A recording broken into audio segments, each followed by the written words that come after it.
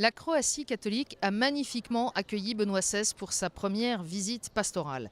Les autorités de l'État sont venues à tous les rendez-vous, y compris les temps de prière. Et les fidèles sont venus très nombreux, 50 000 jeunes à la veillée samedi soir, 400 000 fidèles à la messe ce dimanche matin dans un pays qui compte à peine 4,5 millions d'habitants. Au point que Benoît XVI, venu confirmer ses frères dans la foi, s'est dit lui-même conforté dans sa mission par ces rencontres. Alors bien sûr, les discours du pape sur la famille, la jeunesse, l'éducation ou encore sur l'identité de l'Europe n'avaient rien d'inhabituel.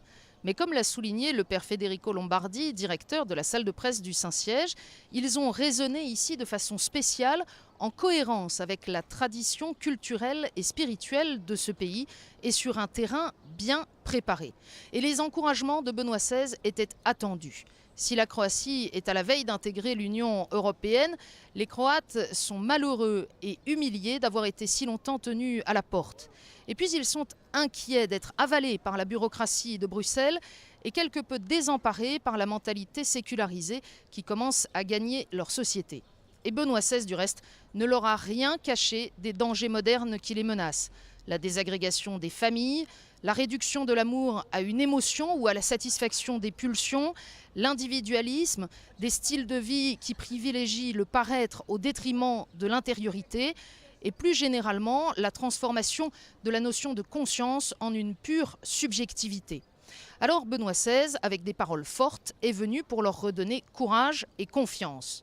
Confiance dans leur vocation européenne, puisque depuis ses origines, cette nation appartient à l'Europe. Elle doit désormais promouvoir, dans le concert de l'Union, les valeurs morales fondamentales qui sont à l'origine de la vie sociale et de l'identité du vieux continent. Et puis courage pour résister à la pensée dominante. Laissez-vous conduire vers les hauteurs de Dieu, a dit le pape aux jeunes. Famille, soyez courageuses, ne cédez pas à la mentalité sécularisée. Prêtres, ne perdez pas votre âme, restez vigilants dans la prière, a-t-il ajouté ce dimanche. Pour accomplir cette mission, Benoît XVI a livré aux Croates une clé, la formation des consciences. La qualité de la vie sociale et civile, la qualité de la démocratie dépendent souvent de ce point critique qu'est la conscience.